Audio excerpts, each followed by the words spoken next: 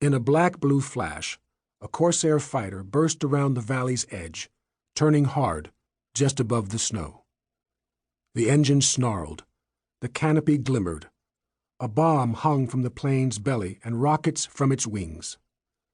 Another roar shook the valley, and the next Corsair blasted around the edge. Then came a third, a fourth, a fifth, and more until 10 planes had fallen in line. The Corsairs dropped low over a snow-packed road and followed it across the valley, between snow-capped hills and strands of dead trees. The land was enemy territory. The planes were behind the lines. From the cockpit of the 4th Corsair, Lieutenant Tom Hudner reached forward to a bank of switches above the instrument panel. With the flick, he armed his 8 rockets. Tom was 26 and a Navy carrier pilot. His white helmet and raised goggles framed the face of a movie star. Flat eyebrows over ice-blue eyes, a chiseled nose, and a cleft chin. He dressed the part, too, in a dark brown leather jacket with a reddish fur collar. But Tom could never cut it as a star of the silver screen. His eyes were far too humble. At 250 miles per hour, Tom chased the plane ahead of him. It was nearly 3 p.m., and dark snow clouds draped the sky with cracks of sun slanting through. Tom glanced from side to side and checked his wingtips as the treetops whipped by. Beyond the hills to the right lay a frozen man-made lake called the Chosin Reservoir. The flight was following the road up the reservoir's western side. The radio crackled, and Tom's eyes perked up. "This is Iroquois, Flight 13, the flight leader announced from the front. "All quiet so far." "Copy that, Iroquois Flight," replied a tired voice. 7 miles away, at the foot of the reservoir, a Marine air controller was shivering in his tent at a ramshackle American base. His maps revealed a dire situation around him. Red lines encircled the base. Red enemy lines. To top it off, it was one of the coldest winters on record. And the war was still new.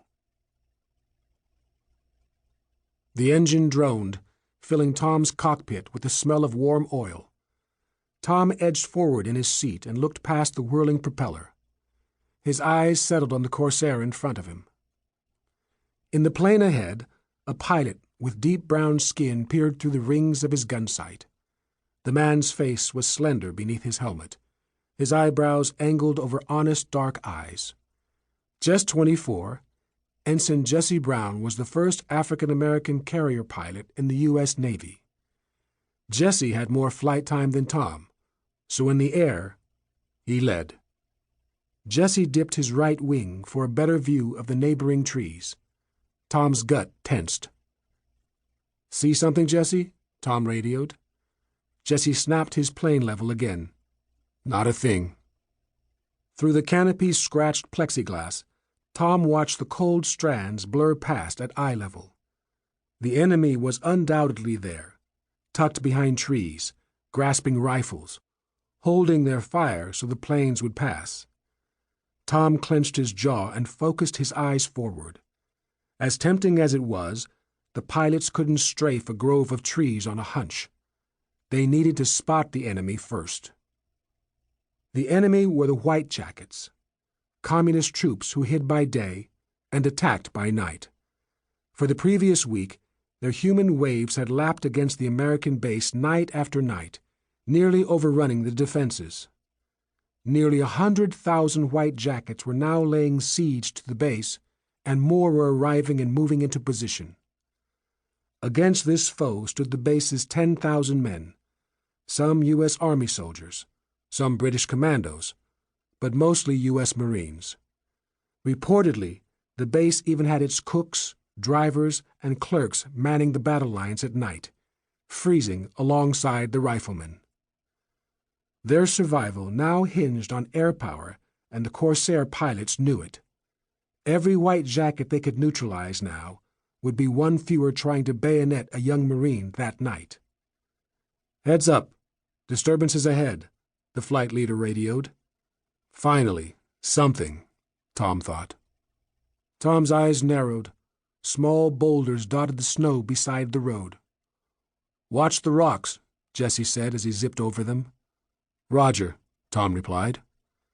Tom wrapped his index finger over the trigger of the control stick. His eyes locked on the roadside boulders. When caught in the open, white jackets would sometimes drop to the ground and curl over their knees. From above, their soiled uniforms looked like stone, and the side flaps of their caps hid their faces. The rock pile slipped behind Tom's wings. He glanced into his rearview mirror. Behind his tail flew a string of 6 Corsairs with whirling, yellow-tipped propellers. If any rock stood now to take a shot, Tom's buddies would deal with them. Tom trusted the men behind him, just as Jesse entrusted his life to Tom. After 2 months of flying combat together, Tom and Jesse were as close as brothers, although they hailed from different worlds. A sharecropper's son, Jesse had grown up dirt poor, farming the fields of Mississippi, whereas Tom had spent his summers boating at a country club in Massachusetts as an heir to a chain of grocery stores. In 1950, their friendship was genuine, just ahead of the times. To keep listening to this audiobook, I've left you a link in the description so you can do it, at no cost thanks to Audible's 30-day free trial.